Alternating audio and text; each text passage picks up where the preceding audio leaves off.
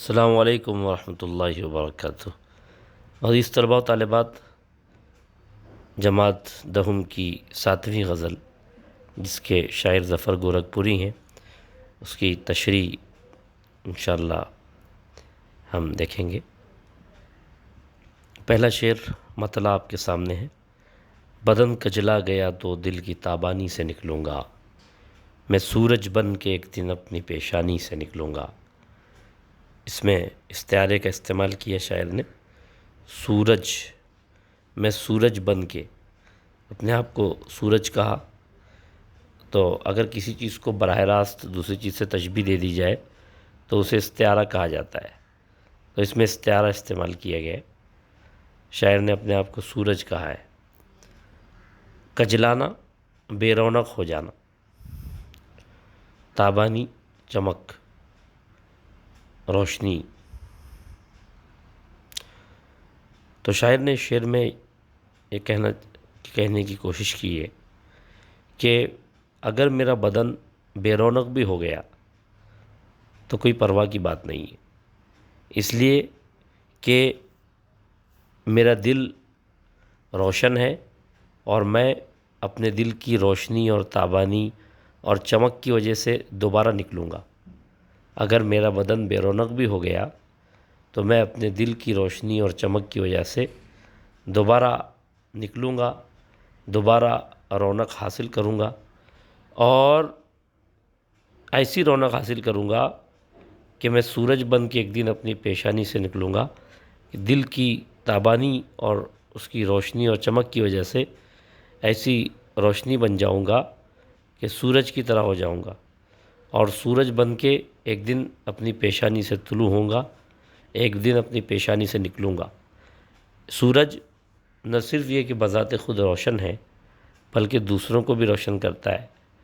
تو شاعر کہتا ہے کہ اگر میرا بدن بے رونق بھی ہو گیا تو مجھے کچھ پرواہ نہیں ہے، اس لیے کہ میرا دل روشن ہے، اور میں اپنے دل کی روشنی کی وجہ سے دوبارہ سورج بن کر، دوبارہ روشنی پھیلانے والا بن کر اپنی پیشانی سے نکلوں گا، دوبارہ میں اپنے بدن کی وہ رونق اور چمک حاصل کر لوں گا۔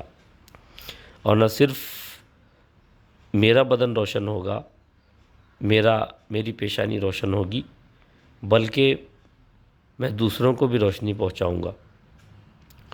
اس شعر میں شاعر نے یہ بتانے کی کوشش کی کہ انسان کا دل اگر زندہ ہے اور روشن ہے تو بدن کا بے رونق ہو جانا بھی اسے نقصان نہیں پہنچاتا، اور وہ دوبارہ اپنی کھوئی ہوئی روشنی حاصل کر سکتا ہے۔ لیکن اگر بدن تو روشن ہے، تاباں ہے، اور دل وہ بے رونق ہو گیا تو پھر انسان بظاہر تاباں اور روشن جسم والا ہوتے ہوئے بھی اس کی کوئی اہمیت نہیں ہے۔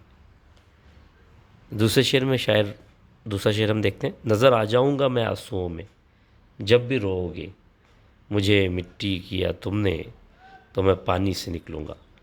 مٹی کرنا محاورہ ہے، برباد کرنا، تباہ کر دینا۔ تو نظر آ جاؤں گا میں آنسوؤں میں، شاعر اپنے دوست سے خطاب کر رہا ہے اور یہ کہہ رہا ہے کہ اگر میں تم کو تمہارے آنسوؤں میں نظر آ جاؤں گا، تم جب بھی رو گے اور تو رونے کے وقت میں تم کو آنسوؤں میں نظر آؤں گا، مجھے مٹی کیا تم نے تو میں پانی سے نکلوں گا۔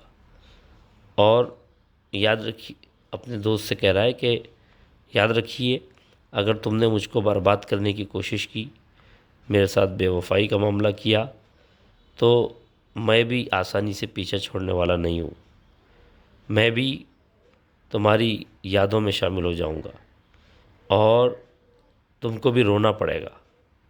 اگر تم مجھے مٹی کر دو گے، مجھے برباد کرو گے، تو تم بھی چین سے نہیں بیٹھو گے، تم کو بھی رونا پڑے گا، اور جب تم رو گے تو پھر تم کو میری یاد ستائے گی، اور تم اگر مجھے مٹی کر دو گے، اگر تم نے مجھے مٹی کر دیا تو میں پانی سے نکلوں گا، یعنی اگر تم نے مجھ کو برباد کیا تو میں تمہارے آنسوؤں سے نکلوں گا، میں تمہارے آنسوؤں کے ساتھ میری یادیں وابستہ ہو جائیں گی، اور جب بھی تم رو گے تو تم کو میری یاد آئے گی۔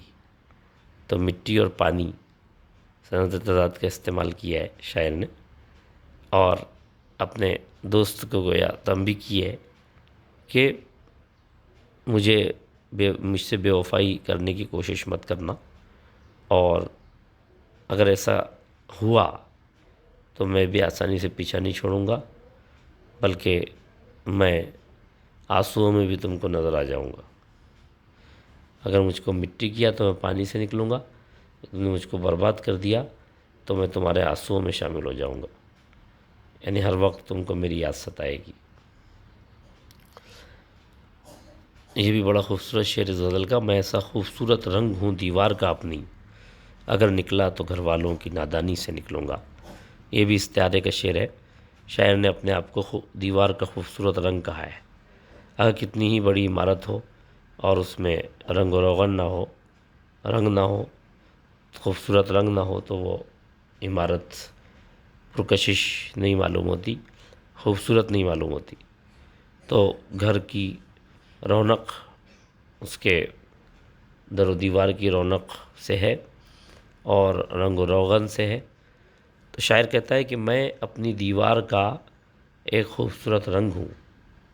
جس طرح دیوار کی رونق اور گھر کی رونق وہ خوبصورت رنگ سے ہوتی ہے، تو میں بھی اپنی دیوار کا خوبصورت رنگ ہوں، یعنی میں اپنے خاندان کی عزت ہوں، اور میری وجہ سے خاندان کا نام روشن ہے۔ لیکن اگر یہ خوبصورت رنگ نکلا تو گھر والوں کی نادانی سے نکلوں گا۔ اگر نکلا تو گھر والوں کی نادانی سے نکلوں گا۔ شاعر کہتا ہے میں خوبصورت رنگ ہوں، اور اگر میں نکلا اور گھر بے رونق ہوا یا دیوار خراب ہوئی، اس کا رنگ خراب ہوا، تو یہ گھر والوں کی نادانی سے ہوگا۔ باہر والا آ کر گھر کی دیوار کا رنگ خراب نہیں کرے گا، بلکہ گھر کی دیوار کا رنگ گھر والے ہی خراب کر سکتے ہیں۔ اس میں شاعر نے نہ صرف یہ کہ اپنی اہمیت کو جتایا ہے، بلکہ یہ بھی بتا دیا کہ یہ قدر و منزلت اور یہ اہمیت اس وقت خراب ہو جائے گی جب گھر والے نادانی سے کام لیں گے، ناسمجھی سے کام لیں گے۔ اور اس میں اس طرح بھی اشارہ کر دیا کہ اپنوں سے جو نقصان پہنچتا ہے وہ غیروں سے بھی نہیں پہنچتا۔ اگر ہم تاریخ کا جائزہ لیں تو ہمارے اپنے اندر جو منافق پیدا ہوئے، انہوں نے جو اسلام کو نقصان پہنچایا، قوم کو نقصان پہنچایا، وہ دشمنوں اور غیروں نے بھی شاید نہ پہنچایا ہو۔ تو یہ بھی استعارے کا شعر ہے۔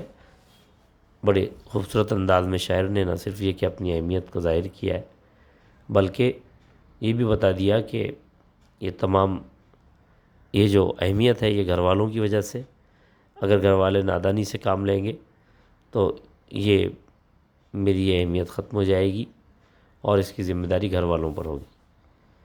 ضمیر وقت میں پیوست ہوں میں پھانس کی صورت، زمانہ کیا سمجھتا ہے کہ آسانی سے نکلوں گا۔ تشبیہ کا شعر ہے۔ ضمیر وقت میں، اس میں پھانس کی صورت، پھانس کی طرح۔ ضمیر وقت، وقت کا ضمیر مراد وقت ہے، زمانہ ہے۔ تو شاعر کہتا ہے کہ میں وقت کے ضمیر میں ایسے پیوست ہو گیا ہوں، ایسے داخل ہو گیا ہوں جیسے پھانس ہوتی ہے، کہ پھانس جب جسم میں داخل ہو جاتی ہے تو وہ آسانی سے نکلتی نہیں ہے۔ تو شاعر کہتا ہے کہ میں زمانے کے اندر میں اس طرح سے شامل ہو گیا ہوں، پیوست ہو گیا ہوں جیسے پھانس ہوتی ہے، اور زمانہ مجھے آسانی سے نکال لینا چاہتا ہے اور مجھ کو معمولی سمجھتا ہے۔ شاعر اس کو اپنی اہمیت جتا رہا ہے اور کہتا ہے زمانہ کیا سمجھتا ہے کہ آسانی سے نکلوں گا؟ زمانہ سمجھتا ہے کہ میں آسانی سے اس کے اندر سے نکل جاؤں گا۔ ایسا نہیں ہوگا، کیونکہ میں زمانے کے ضمیر میں، وقت کے ضمیر میں پھانس کی طرح میں شامل ہو گیا ہوں، اور مجھ کو نکالنا اتنا آسان نہیں ہے۔ شاعر نے اپنی اہمیت کو واضح کیا ہے، مسلمانوں کی اہمیت کو واضح کیا ہے کہ مسلمانوں کو مٹانے کی بھرپور کوششیں ہو رہی ہیں، لیکن یہ آسانی سے مٹنے والے نہیں ہیں، اس لیے کہ انہوں نے زمانے کو تہذیب دی، زمانے کو انہوں نے وہ تمام طور طریقے سکھائے جو ایک مہذب قوم کے لیے ضروری ہوتے ہیں۔ تو اس میں شاعر نے اس بات کی طرف بھی اشارہ کر دیا کہ جب تک کہ زمین پر اللہ اللہ کہنے والے رہیں گے اس وقت تک یہ نظام قائم رہے گا۔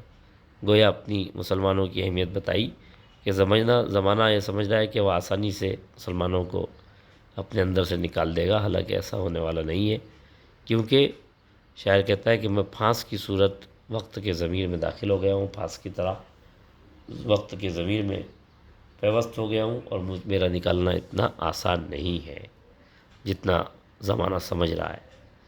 مقطع کا شعر ہے، یہی ایک شے ہے جو تنہا کبھی ہونے نہیں دیتی، ظفر مر جاؤں گا جس دن پریشانی سے نکلوں گا۔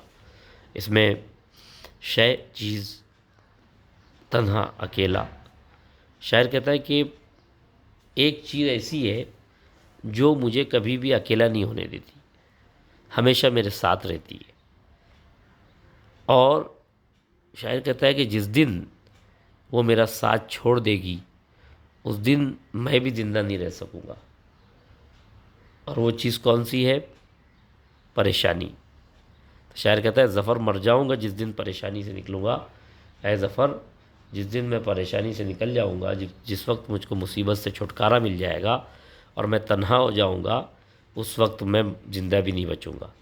یعنی یہ کہنا چاہتا ہے شاعر کہ موت تک انسان کو مصائب اور آزمائشوں اور پریشانیوں کا سامنا کرنا پڑتا ہے، کبھی وہ اکیلا نہیں رہتا بلکہ اس کے ساتھ پریشانیاں، مصیبتیں ہوتی ہیں، اور وہ اس وقت ختم ہوتی ہیں جب انسان اس دنیا سے چلا جاتا ہے۔